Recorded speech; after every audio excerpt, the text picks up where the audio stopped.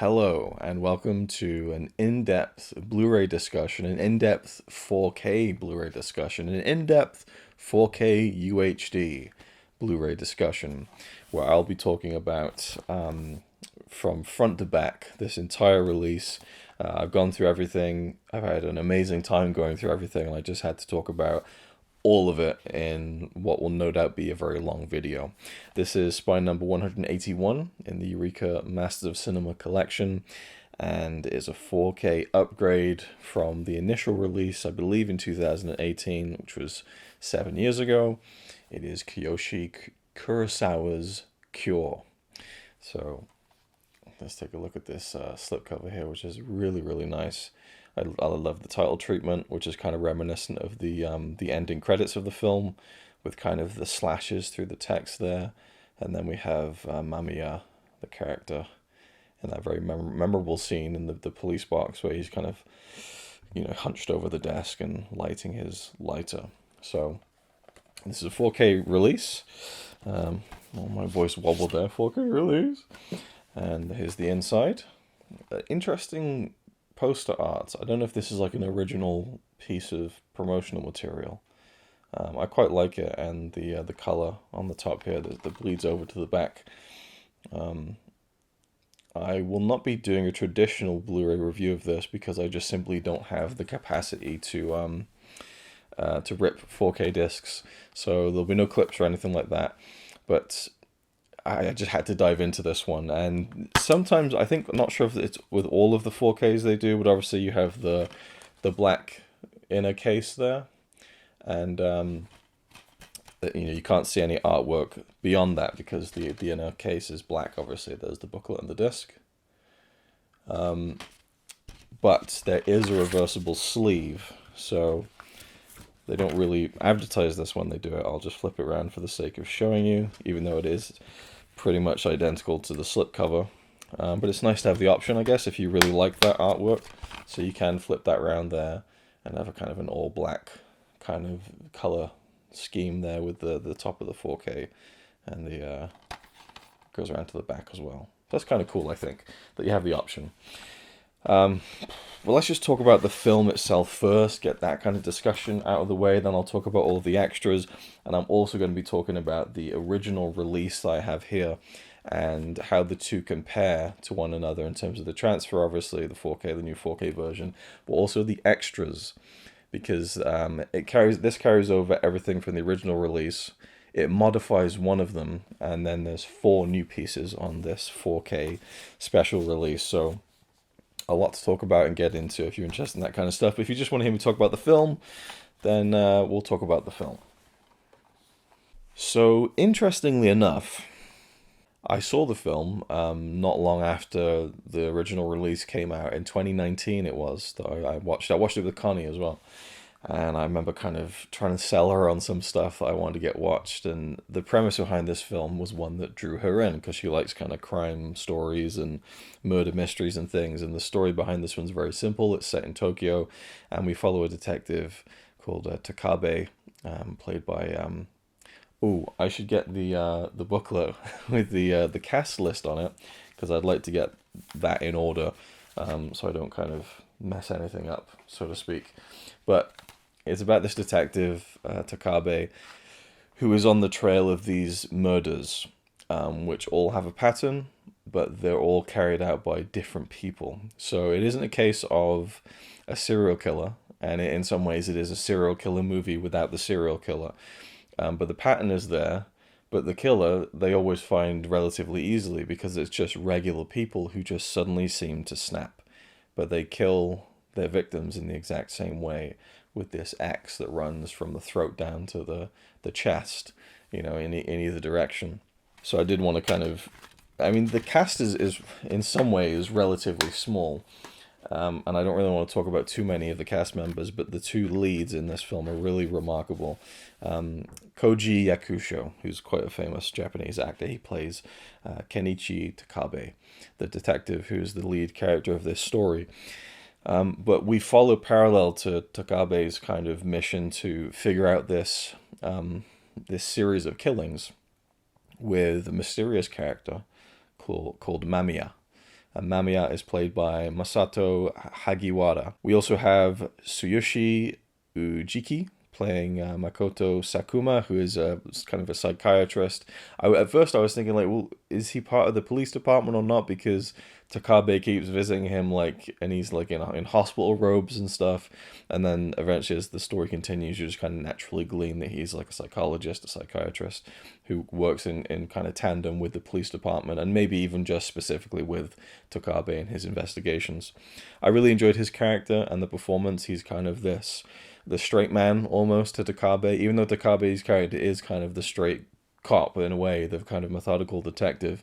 At the very beginning of the film, you just see him find the killer straight away. You know, they've got all these people there. There's just everyone's at the crime scene. There's blood everywhere. There's a body. They're trying to, like, you know, we don't know where the killer is. And he just has his instincts about him, and he finds the guy hidden in this kind of like this little cubby hole in the hallway. So he hid not far from where the murder had taken place. So you see Takabe being a fairly level-headed guy, but that gets pushed throughout the course of the film. And it's really Sakuma's character who is trying to tell him, don't get in too deep. And at one point, Takabe says something to the effect of, I'm not getting in too deep. All I need to do is find the words that describe and explain the crime. You know, that's my job. But of course, he does get in too deep. That's kind of the whole point of the story. We also have Anna Nakagawa as Fumi Takabe, who is the wife of our lead character. And her character is, in a way, almost vital to the whole story, I think.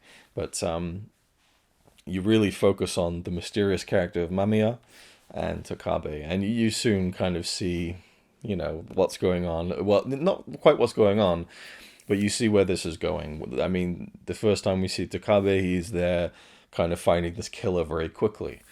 And he's got kind of the board that you would expect with here's all the different killings with the X symbol across the chest and things.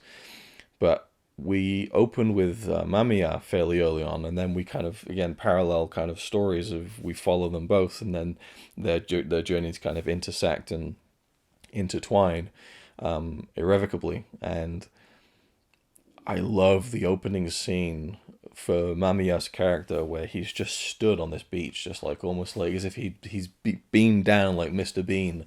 He's just kind of stood there, kind of. And there's just an air about the way this actor holds himself. He's really brilliant, and just the framing of that beach, and it's dirty, and there's bits of rubbish on it and stuff, and it feels like you're on the moon or something. You can see the ocean in the background, but it completely blends with the skyline. It's almost like a kind of muted white kind of feel to it. So you see these waves moving, but there's no horizon, and it just seems to go on forever. It's this weird kind of dreamscape shot of him on the beach, and he wanders and finds this teacher who sat there. And then there's these kind of, you know, tracking dolly shots, which the film uses a lot, which follows characters, you know, from to the left or to the right, and we kind of, that kind of fluid motion becomes, in this instance on the beach, kind of sinister, because it keeps kind of following this teacher along the beach and asking him questions like, who are you? Like, where am I? And he says, well, we're on this beach here. And he said, well, where are we? He said, I just told you where we are. Where is that? And Connie was like getting really frustrated by Mamiya's kind of constantly questioning kind of nature, which is meant to provoke, I think, deeper meaning to questions, and the idea of questions being maybe simple on the surface. Who are you? Well, I'm a teacher. You know, I don't have any kids. I live here with my wife.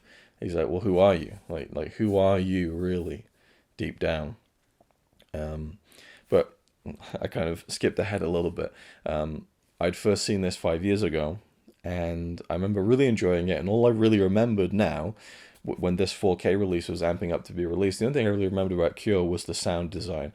I remembered an abandoned hospital, and just this eerie kind of unsettling quiet, and a wind. You know, as David Lynch would say, there's a mood, and there's a wind sweeping through this hospital. That's all I really remembered, and so I was really keen to come back to this. I thought, why do I not remember? It feels like a dream almost.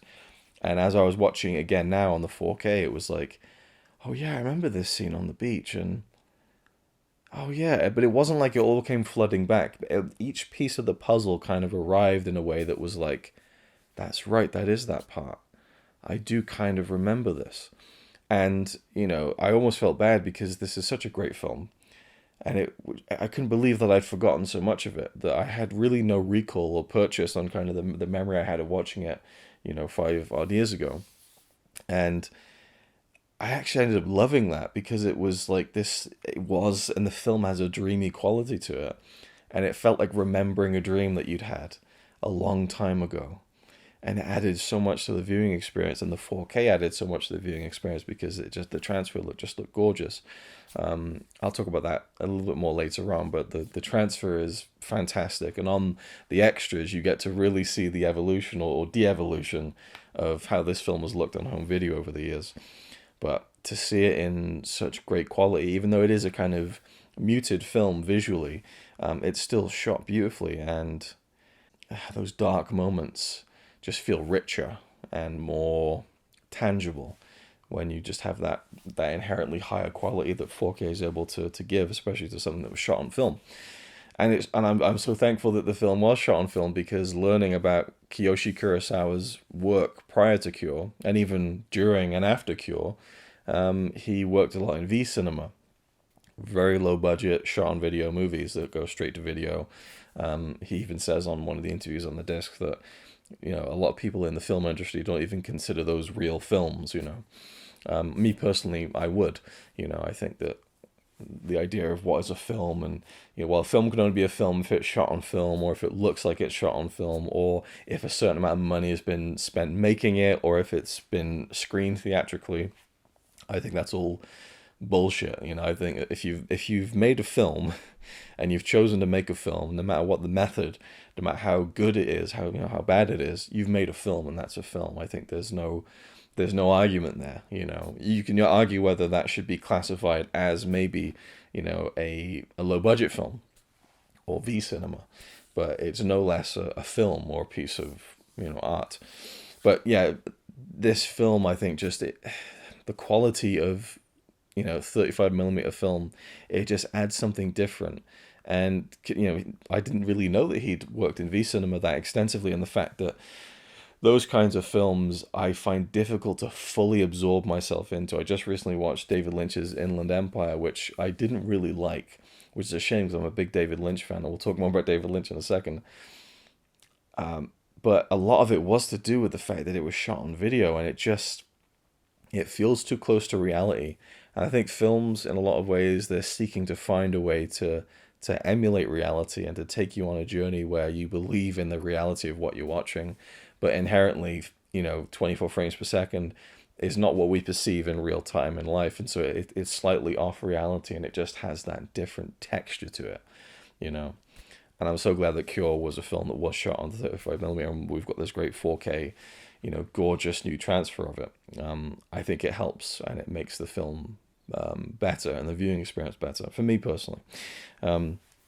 So we have these two stories really, and the obsession of Takabe, kind of pursuing this answer. And Cure is a film that is all about questions, in the literal sense of Mamiya's kind of character always asking them, and in the figurative sense of asking questions of the audience by the story that it's showing us. So it was interesting because Connie had also watched it with me, and she also didn't really remember much about it. She was like, I think there's a beach, it's just the little fragments again. Maybe it's a film that's just like that, I found that interesting, and by the time the credits rolled at the end, she was like, yeah, that was great. And I think I was frustrated by it the first time. I remember feeling like there was almost a piece missing, or there was kind of this lack of closure maybe by the end of the film. Watching it now, I think, now being a big fan of David Lynch's films, and I kind of was when I first watched it, but now I've kind of gone through his whole filmography, and I've rewatched a lot of stuff as well. And I do feel like there is some sort of inherent kinship between Kiyoshi Kurosawa and David Lynch in this film, at least. Because it's not even to do with that, with bringing up questions and not giving answers. It's this I don't know, it's this sense of the abstract, I think. And it doesn't do it a lot. It's not like the film is like a David Lynch film, but there are moments where suddenly things kind of change. You know, for the most part, it's a straight kind of crime mystery film, you know, and psychological. But then just every now and then there'll just be these little things that just kind of are out slightly outside of reality. You know, when there's a scene between Mamiya and Takabe in this cell, and Takabe's finally snapped. You know, well, I say finally, he snaps quite a few times with Mamiya throughout the film, but you know, he sat down at this table and he has this lighter and he puts it down on the table because the lighter is this kind of object that Mamiya has been using throughout the film to kind of entrance people in some way, it seems. And so he puts the lighter down himself, like, okay, now you look at it, you know. And then we have this extreme shot, almost from the floor, looking straight up at Takabe's face, and beyond his face, we see the ceiling, and it's almost like stars, little pinpricks of light, start appearing in the ceiling, and then it starts to kind of rain. And at first, I thought, is that like a fire alarm thing? But it isn't. And the water puts out the lighter, and it's almost like Mamiya has summoned this water. There's another couple of moments where these things start to move on a table. It's these little mini flashes of the supernatural that it never fully leans into, but it's enough to make you go, hang on, what's that, you know? And you'll get flash images at times as well, which can be interesting to think about and decipher. That's one element that I think reminds me of David Lynch, and the other is the sound design and how integral it is to the entire film. Not a lot of real music that I can remember, at least, or score, but so much of just a mood that's created with the sound. And there's a new interview on the 4K with Joon-ho, and when he talks about David Lynch being a master of sound design and atmospheric sound, I was kind of like, yes, exactly. Like I felt vindicated because that was something I really felt from it this time around, was just how important the sound is. And that's something I find with David Lynch's films. But again, though those are flashes and different feelings, then it's not a whole cloth kind of, well, Cure is just like a David Lynch film. It's far from it. I like the term that Kim Newman used on the disc. He did an interview for the original Blu-ray release that is also carried over to the 4K. He talks about how a lot of Kurosawa's work, you know, he's done a lot of horror stuff, but there's not a whole lot of action in his kind of repertoire, and he tends to just have people in rooms talking a lot. And he said, in a way, it's kind of like a scary Ozu, which I thought was a really apt kind of expression. To think about the kind of quiet, still dramas of Yasujiro Ozu, the great master. I could see kind of the weird kind of point he's making there, because there does come this great tension through silence and the pauses between the conversations and the dialogue between these characters. And in this film particularly, it is primarily between Takabe and Mamiya. There's an interrogation scene, and I don't know, just the dynamics there. And Mamiya is such a unflappable character. He just seems so totally unmotivated by really anything. Bong Joon-ho describes him as kind of an empty character. There's nothing inside him. And so he just wants to know about other people. But he is not satisfied with ordinary answers, I find. And it's just that question keeps coming up again. Who are you? Who are you? And, Connie found that a bit abrasive and annoying. I found it really engaging because while it is a frustrating thing for someone to say, who are you? And you tell them and they ask you again as if they didn't hear you the first time around. I find that anytime that kind of came up with his character, it was bouncing off of someone else new. There was a different kind of, energy to each scene in which those kind of questions were coming about. Some of the murders in the film, where you see Mamiya kind of going from person to person, and he'll speak to someone, and then we'll follow them and see how they, at pure random it seems, kill someone close to them. There's one in particular with a police kind of box. They call it a police box. Connie was like, "Oh, it's a police box." I'm like, "A police box? What are you talking about?" The subtitles are like, "Anyway, so we're in this police box." I was like, "I've never heard that term before," but it's kind of like a little tiny mini station. This kind of little, I don't know. It's something I would imagine up on stilts or something, from films I've seen before, probably. But it's just that, it's at ground level in the street, and this police officer who the previous night he had kind of held Mamiya, in kind of not in custody, but he was just kind of he had him there in the box with him and stuff, and he kind of took a liking to him as well. But the following morning, he just walks outside of the building, and he just shoots his coworker in the back of the head, like it was nothing. And the guy just drops to the floor. There's no dramatic he just boom, just hits the floor, and then blood starts pooling out. And I don't know how they did it in the same wide angle shot. Like, it was just a really impressive piece of staging, really. But just the cold kind of simplicity of it, I've unfortunately seen a couple of instances of people being killed in kind of a video or something. There was the recent the CEO who was murdered in the street in New York, and I kind of saw that without even realizing what it was, and it's shocking how just untheatrical it is, when you shoot someone, and that it hits you in a much more visceral way, I think, rather than it's that there's just kind of like some sort of perverse enjoyment that you get out of the heroic bloodshed films of Hong Kong or whatever, where it's just this bullets flying everywhere and the squibs are going off and it's just this massacre.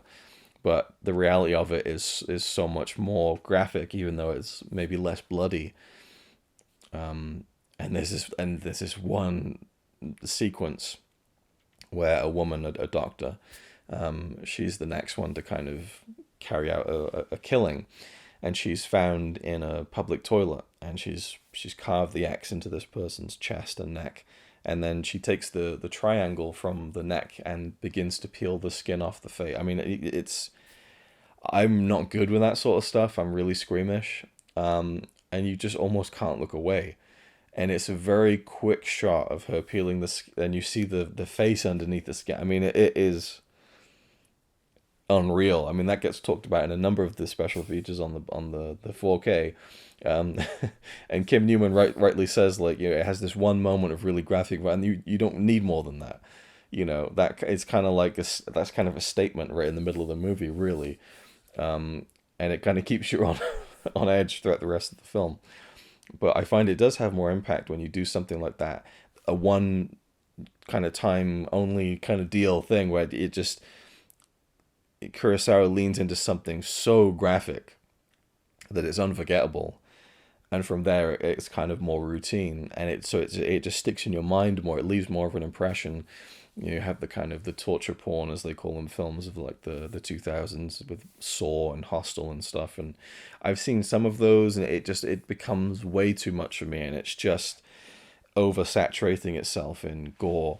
And that's not to say it's an invalid way to do things, but it's not something that I find very effective. It's more off-putting, which may just be my own taste in terms of being squeamish about kind of body kind of trauma and things like that. But I find it so much more effective to do it once and like really, unforgettably, like they do in Cure.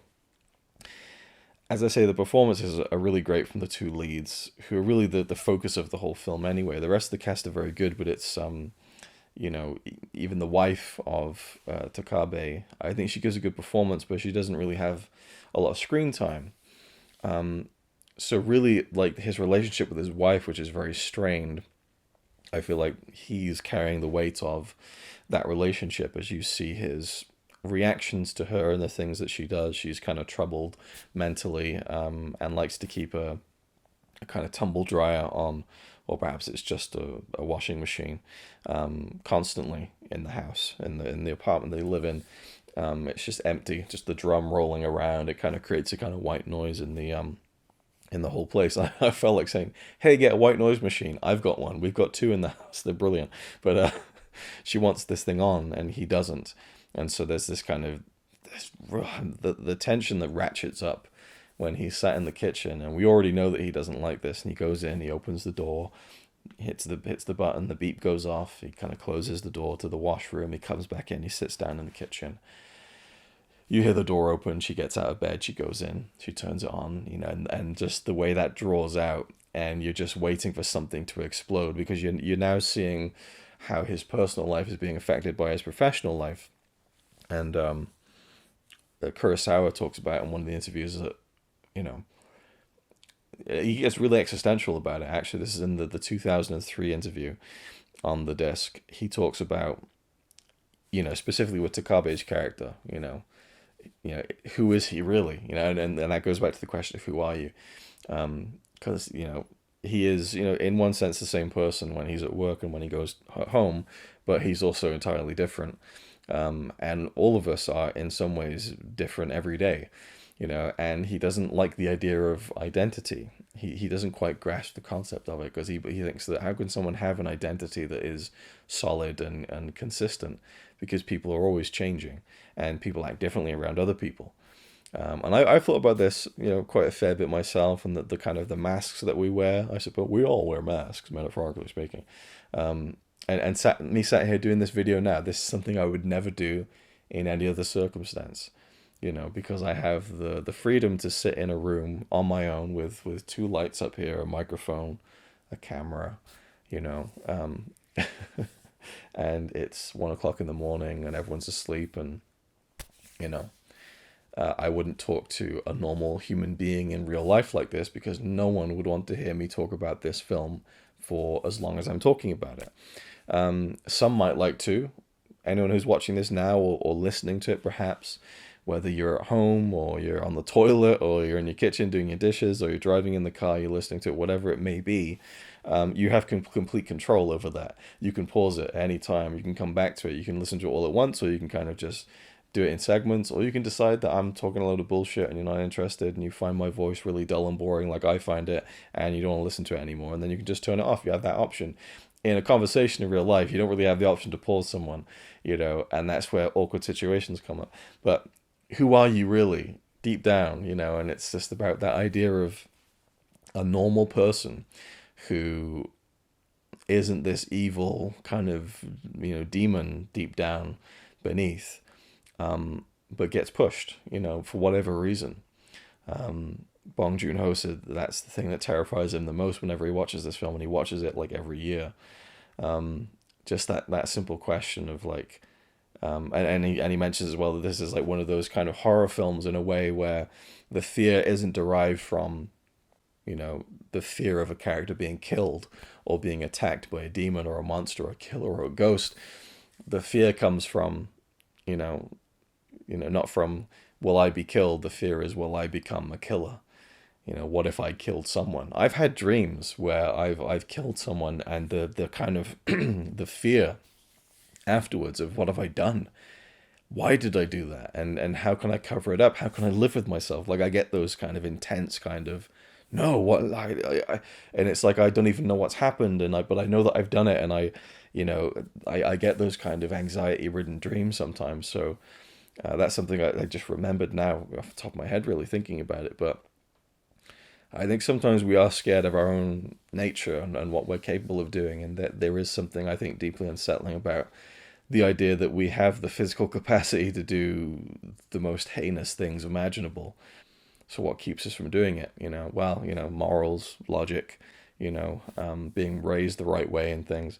But, could something theoretically, just push you over the edge? I think a film like Falling Down is maybe the more entertaining version of that. Whereas Cure is the more kind of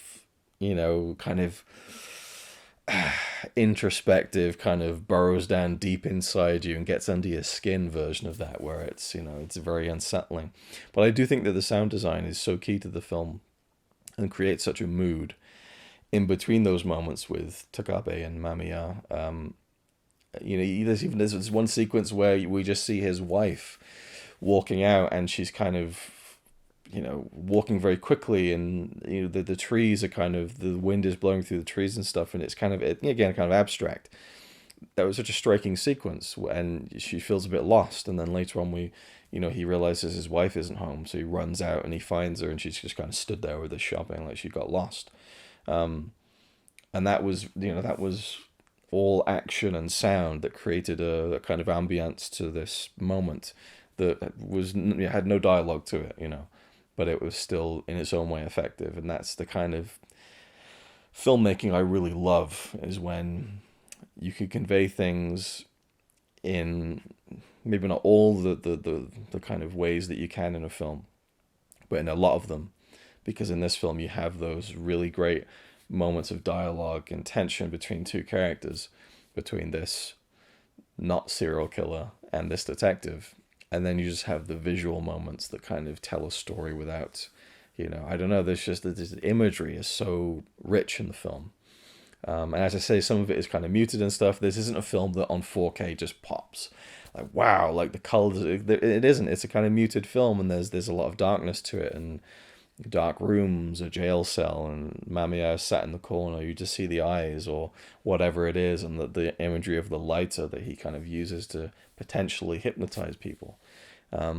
Murky little rooms lit with candlelight and stuff. It's in some ways it's reminiscent of Seven, and you can kind of trace a weird kind of line through similar films. You can go to like Silence of the Lambs, Seven, Cure, Memories of Murder. There's kind of the people influencing each other and vastly different takes on kind of similar stories. But I do think that Cure stands,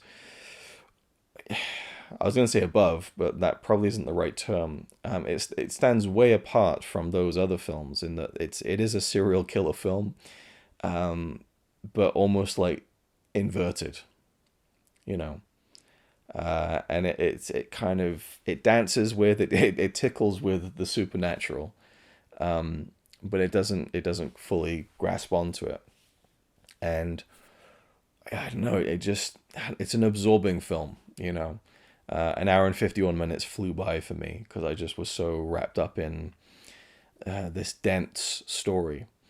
And there's a moment in the film, I have to give credit to the is it Koji Yakusho? I don't want to get his name wrong. Koji Yakusho, I believe. There's a moment of his performance that is incredible. I mean, it's just I don't know, mesmerizing would be the word I would use, which is interesting because the word and the name Mesmer comes up. And of course, I'm just completely physically incapable of just opening the page to get to the cat. Okay, there we go. It is Koji. My apologies. Koji Yakusho. And Masato Hagiwara is, I don't want to say underrated because I don't really know the vast kind of general consensus on his performance, I suppose, but I think it would maybe be underlooked because his performance is so one note in a way. Mamiya's kind of demeanor never really changes. He never really cracks. He's this constant, and in a way, he almost feels like a kind of mythical character.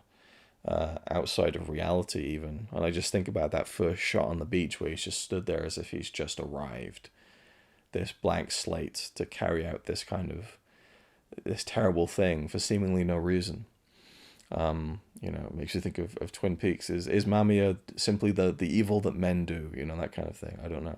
But he again, his performance is so consistent, but I think it's impressive what he does.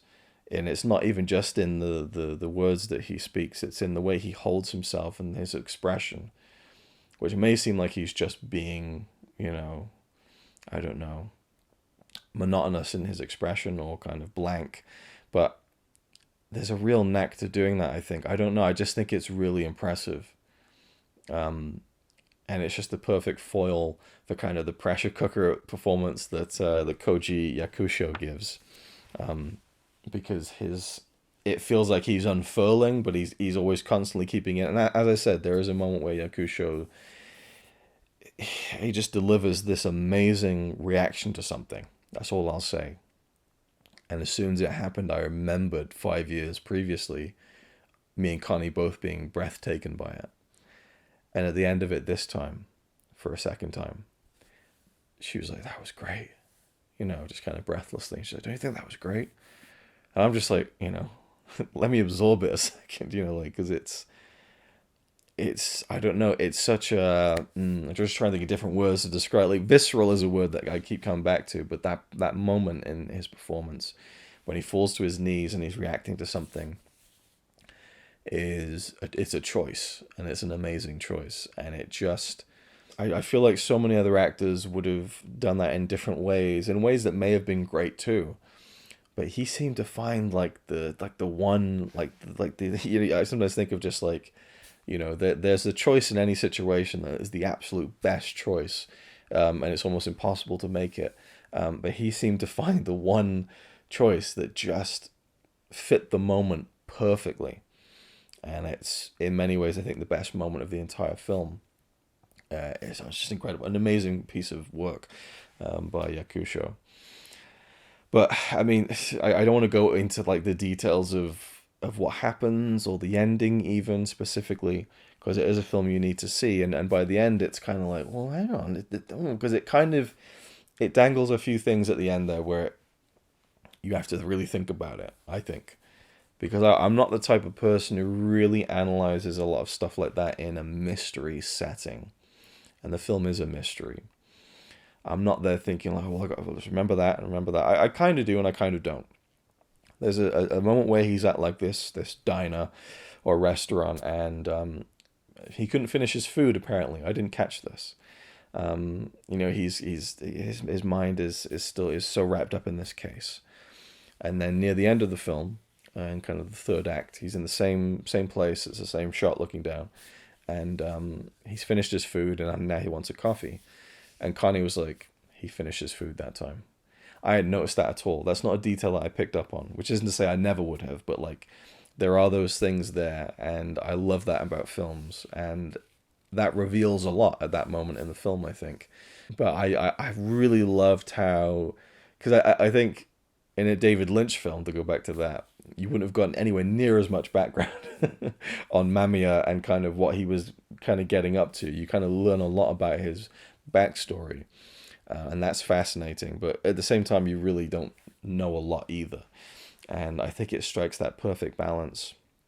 And I just, in thinking about it now, I want to watch it again. And I don't know, it stays with you. I don't know. There's just these shots of skylines and rundown buildings and things like that, and I don't know, just that blank face of Mamiya is just so haunting, and the build up of Takabe's kind of internal conflict becoming external is just brilliant to watch. I think it's an absolutely phenomenal film. I really do. I think with subsequent viewings, I even would say it's a masterpiece. But for now, it's just, I hope that it stays in my mind more now, but I almost hope that it doesn't. And I almost hope that in 5 years' time, I go, I really did like Cure, didn't I? I made that video. I should watch it again. Because I tell you, those moments are just so hard to come by. And this one was fairly unique. Usually I get it when I watch a film I haven't seen since childhood. The other day I put on Alice in Wonderland on Disney Plus, and it was like, I loved this film as a kid, and I hadn't seen it in like properly in like 25 years or something. And it's like, hang on a minute, like, yeah, that scene, God, I remember that. But like, she's out in the ocean, or what seems like an ocean. I'm like, what happened? I have no idea what happens next. And then there's the guy on the rock, and they're all dancing around on the beach. I'm like, of course I remember that. And she has to dance along, and it's a weird feeling. It's like you've had a concussion, and you're starting to remember it again. And there's haziness to it, and this film feels like a hazy film in some way. And I almost feel like that shot on the beach at the beginning with Mamiya, and the way that the sea kind of blends into the sky, and the way he's stood there as if he's just arrived, it almost sums up the entire film in a way. God, such a great film. Such a great film. The conversations that he has with the psychiatrist, and the trees moving in the wind again. I don't know. This, man, it captures something special, man. Sometimes elements just come together, and this is a great one. So that's my thoughts on Cure. Let's talk about the special features here. So I want to talk about how it compares to the original release. So we have here the first Blu-ray that came out. Very nice slipcover there with Takabe on the front and the kind of imagery of the X. I also loved the kind of the potential origin of the X symbol.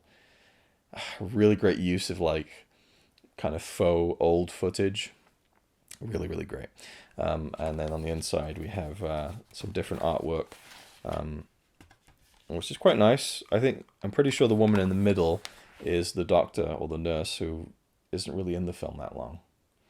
If we get some kind of focus there. And this one has 2 discs because it's still back in the days of the old, the dual format releases. A booklet there.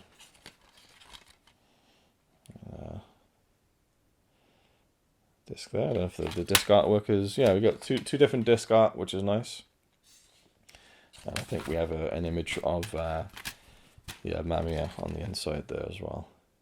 I really love that sequence where he kind of rests his head on the desk in the police box, and it's just so many great moments of dialogue as well, And this is another thing I love, to be honest, about making videos.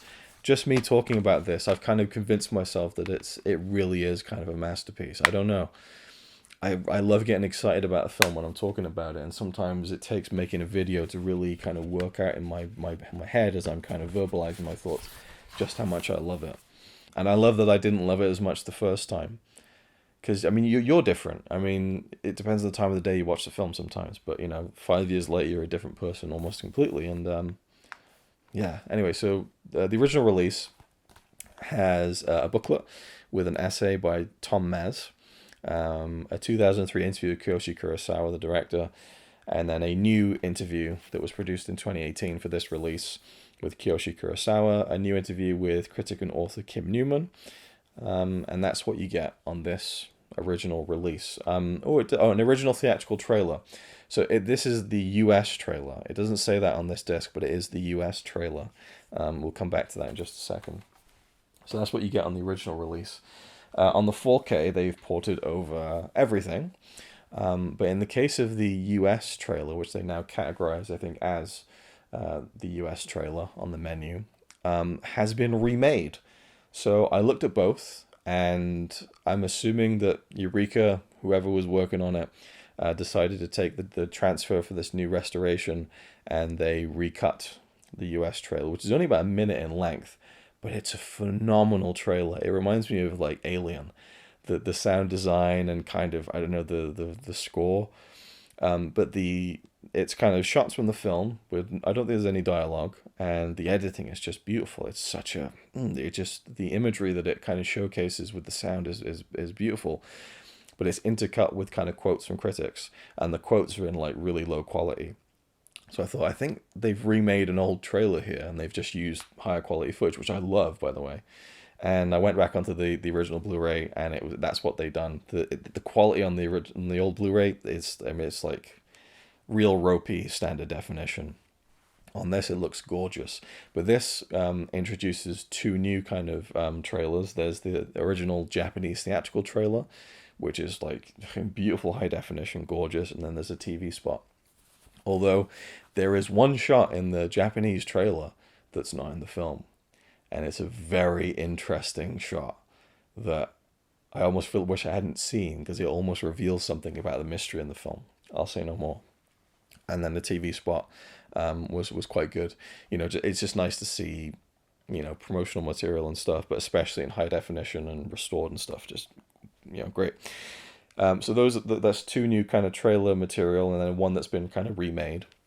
So let's talk about well, maybe I'll go through it in the order that I went through it, which is almost like kind of reverse chronological order of the kind of various home video releases. So the first one I went with was, and it's the first one on the menu, Curating Cure, a new video essay by Japanese cinema expert Tom Mez. I would have loved a Tom Mez commentary. I really love his commentaries on some of the Eureka MOC releases.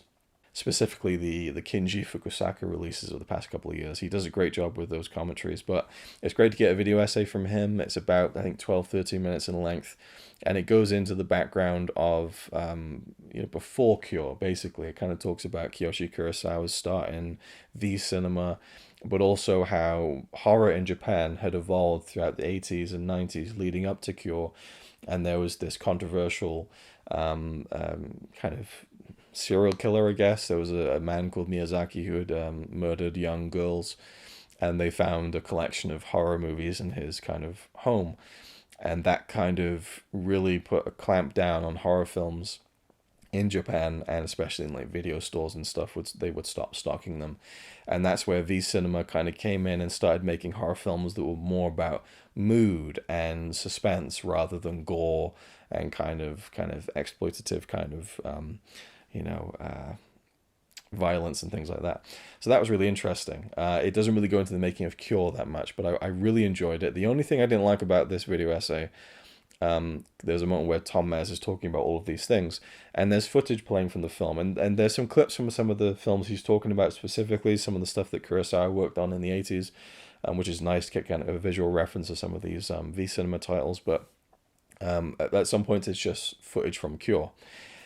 And it shows you that scene I was talking about where he falls down to his knees, and it's this incredibly powerful performance, and I completely zoned out of whatever Tom Mez was saying, because such a pivotal scene was used over what he was saying, which really had nothing to do with the scene that was being shown. So I feel like, you got the whole movie to use footage from. I feel like that was a bad editing choice, because for me it just completely distracted me from what Tom Mez was saying. So I had to go back, and I actually had to close my eyes just to listen to what he was saying, because it was so distracting to have that incredibly, like, you just get drawn into it. But a very good video essay. Then we have Memories of Cure, a new interview with director Bong Joon-ho. I mean, legendary filmmaker, the host, Memories of Murder, Okja, Snowpiercer, Parasite, newly released Mickey 17. I really like Bong Joon-ho's films. I loved Parasite. Who didn't? And this is an amazing, amazing special feature.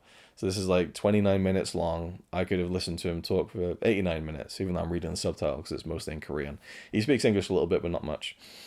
There was a fascinating thing about this extra, though. I probably shouldn't go into it, but I can't give you a visual reference for it either.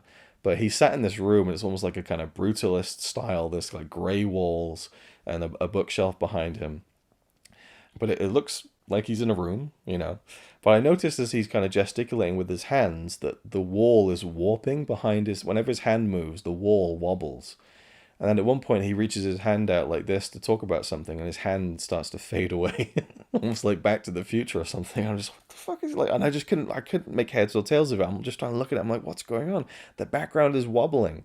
Is it a fake background? If it is, they've done a great job of it. But why is it moving when his hand moves? That just makes no logical sense to me as someone who works in video, and I feel like I know a decent amount about these kinds of things and compositing, but it just didn't seem to make any kind of sense to me. And then I looked on Eureka's Facebook page. I remember when they announced that he was going to be doing a special feature for this, and he was in that room. And I looked at the picture, and it looks like a real picture of him in that room. So I don't know what the fuck is going on. If you got this, maybe don't watch it if it distracts you. It kind of distracted me a little bit, but it was fine otherwise. But when his hand moves, the wall kind of wobbles and warps a bit, and his hand disappears. I've got no fucking idea why. It's really weird.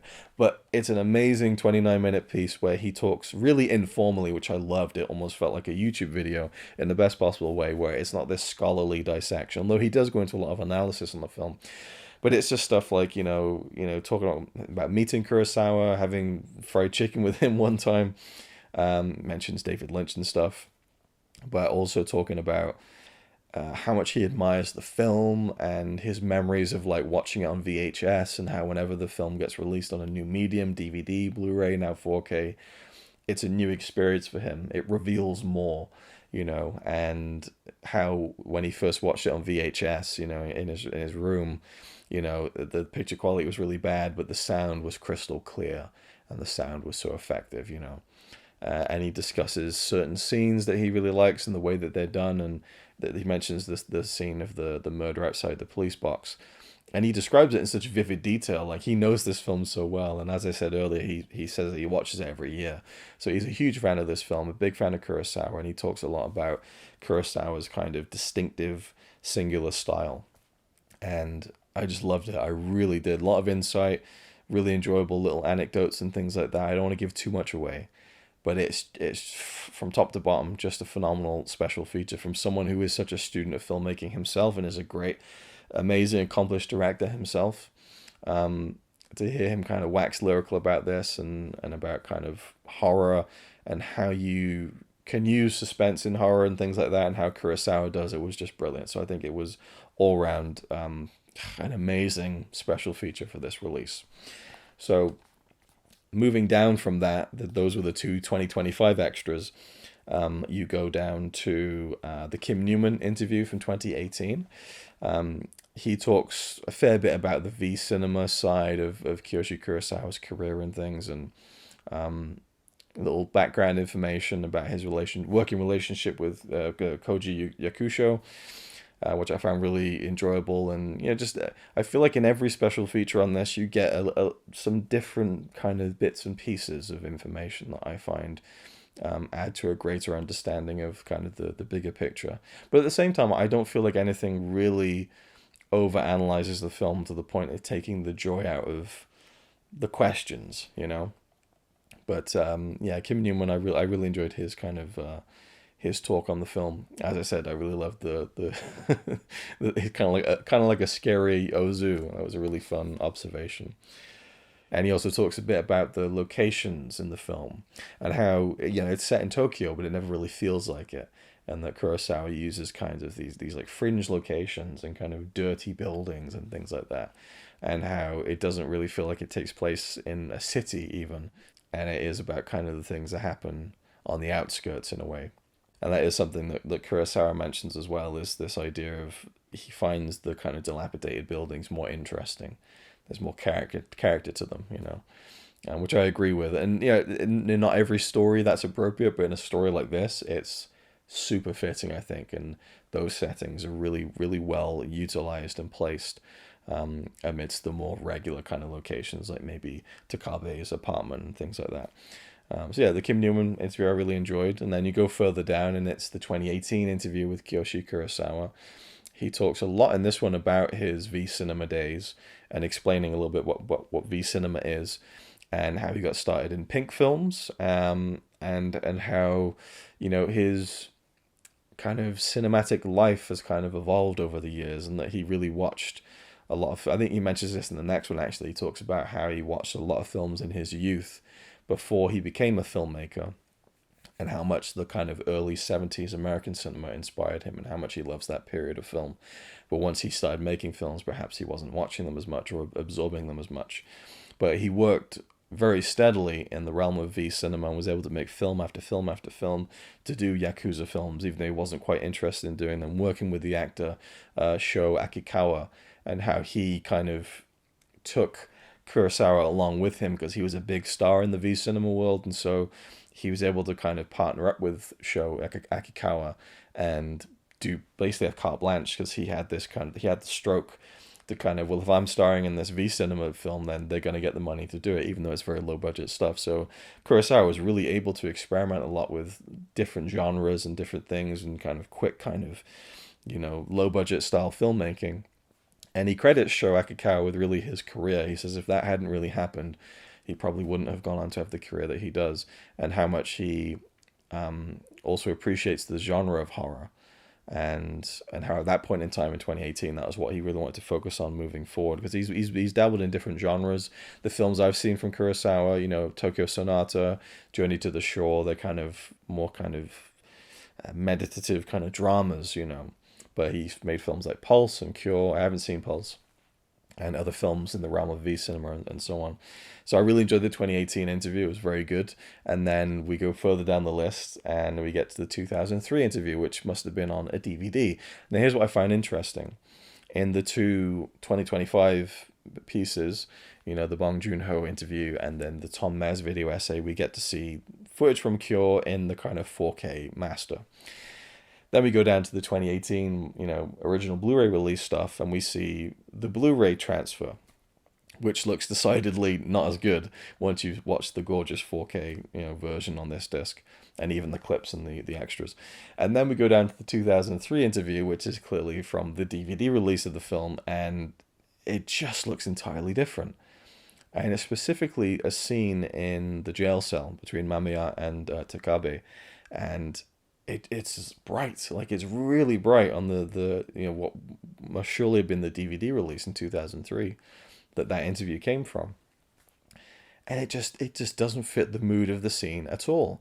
And then in the 2018 extras, you see a clip from that scene again, and it's way too dark.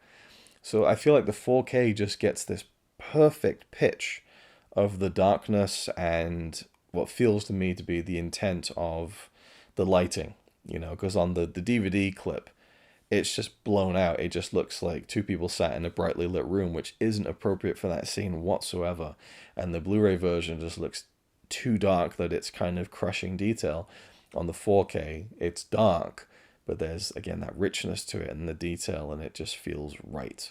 So that was interesting to me to go like backwards chronologically through the extras of the 4K, the Blu-ray, and the some DVD release that interview came from, and just to see the quality of the footage get worse and worse. But the 2003 interview with Kurosawa was great as well, and he talks about his working relationship with Koji Yakusho, and yeah, that's pretty much it as far as the extras go, and I enjoyed hearing from Kurosawa himself. I think that's always great when you get a director actually talking about the film on the Blu-ray and not just, other voices, even though arguably I think, a lot of these MOC releases, they'll have interviews with film scholars, experts, which can be very good. But when you get a director like Joon-ho talk, it's a whole other different ball game, because this is someone they've done that dance, and are still doing it. And so there's just a whole different perspective, and they really geek out on the specifics, which is fantastic. So yeah, the Bong Joon-ho interview on this is just one of my favorite extras I've seen in a long time. But I like the other ones as well, like the Kim Newman and Tom Mes piece. But I really found it interesting when he talks about his inspiration for Kurosawa.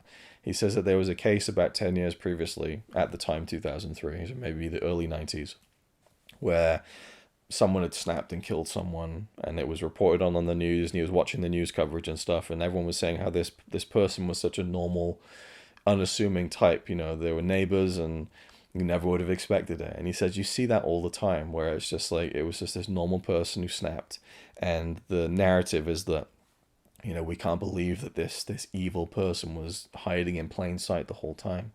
And he says, I'm just skeptical about that. I don't think that it's really an evil person who's kind of pretending to be normal. I think they're normal people who snap, and that's kind of what gave him the spark of the idea of exploring that. So that was really interesting to kind of know the genesis point of, because there isn't really a lot of talk about the making of the film. And he also talks a lot about the art design and the art designer he worked on in the V Cinema days, and how he shared a kinship with this art director in terms of liking the dilapidated buildings and the rundown, dirty locations and finding them, and also that you had no budget with V Cinema to actually build sets, so you would have to go to real buildings and find places and then augment them with art direction and stuff. And so just great stuff, absolutely great stuff. But it doesn't stop there. And that's what I think really rounds off this entire thing for me. And I think this is like, call it what you want, full marks, 5 stars, 10 out of 10. This for me is one of my favorite releases in a very long time. And it kind of is capped off by the booklet, because there is an essay in here from Tom Mes, which was also on the original Blu-ray. So it's the same written essay ported over. So first here on the front we have Takabe there, a very memorable image there from near the end of the film. And here's the kind of the cast list on the front. I'll just do this because I'm not doing like a full, like I normally do, the style of Blu-ray review, but we've gone long on this one. So this one is called Embracing Chaos in Kiyoshi Kurosawa's Cure. It's a great essay, and it talks a lot about the things that we've talked about in this video, or that I've talked about in this video to you. But I love that it wasn't just the video essay, in text form. He goes into different things. And obviously the video essay was made after this one was written many years ago. I just, it goes into so many different details that I just was lapping it all up. And I'm not going to go into all of it, but I also loved the layouts. So I'll show you an example here. It's like a kind of circular gap in the middle here with the lighter. I just love little details like that. Whoever did the booklet layout, round of applause, because you really nailed kind of a nice aesthetic feel to it. I looked in the original Blu-ray and the booklet. It's fine, but this one is just really artistically done in a way that I think just, I don't know, it just feels nicer to read when something's really nicely put together like that visually, as well as, written beautifully. I just think Tom Mez really knows his stuff when it comes to Japanese cinema, and he's very articulate. But he hits that right pitch for me of not getting too thick with the verbiage and losing me, which happens a fair bit sometimes. But I just think it's just a really great piece, and just a perfect way for me to kind of cap off the whole experience.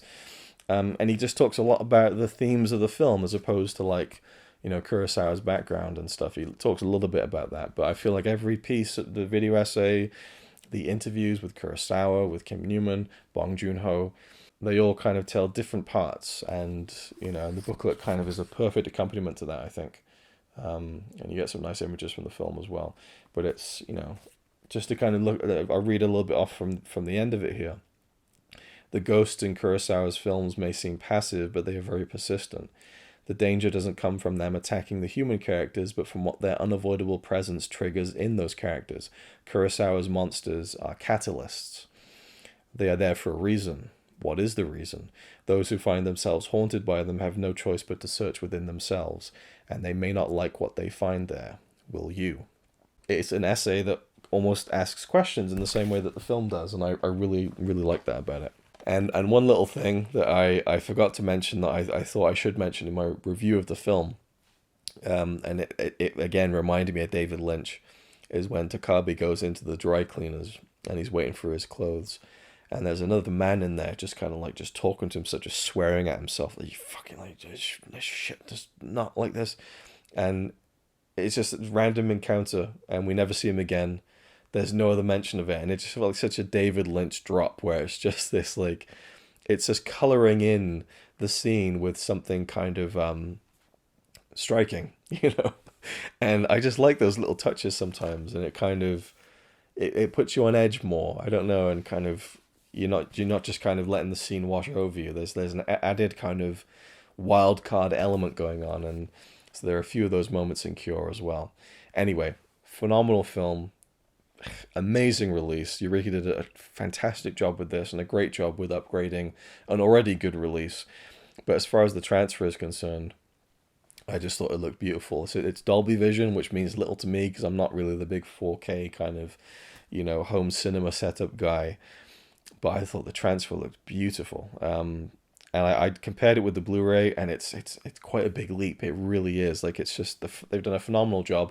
It's also a fidelity in motion encode as well, so it's like it's really robust, and the best of the best worked on this. So it's just in terms of the way that it's been put onto the disc and everything. So yeah, brilliant. And I think this, I don't know if this sold out or whether it kind of, they ran out of stock quicker than they thought, but they made a point on social media to say that they've got it back in stock again. So clearly it's popular, as I thought it would be. Obviously it gets my highest recommendation. I'd love to hear what anyone else thinks about this film, if they've seen it, if they have any interpretations of it or anything like that. But I think I've waffled on for long enough about Cure. But yeah, I'm just bowled over by this release. I really am, and it's just great to see some of these 4K upgrades coming to the collection. I think this is the fourth one now. So there was the Cabinet of Dr. Caligari was the first 4K upgrade of an MOC release, and then there was Touch of Evil, Paths of Glory. They've all been great, and this is another one. So I feel like they're really picking their spots well in terms of doing those 4K upgrades. So I hope we see more in the future. They're nicely paced, I think, as well. It hasn't been a whole slew of like, we're upgrading everything like Criterion are doing. So it's at a nice pace. And this one they didn't just slap it on a 4K disc and just port over the extras. They put in the extra effort, even with just that US trailer. Whether it was Eureka who did that or not, I don't know. But someone did, and I appreciate that effort because it was really cool little trailer, that US one. So I think I've exhausted all talking points at this point. But Cure was an experience and a great one for me. So thank you for watching. Hope you enjoyed, and I'll see you in the next video.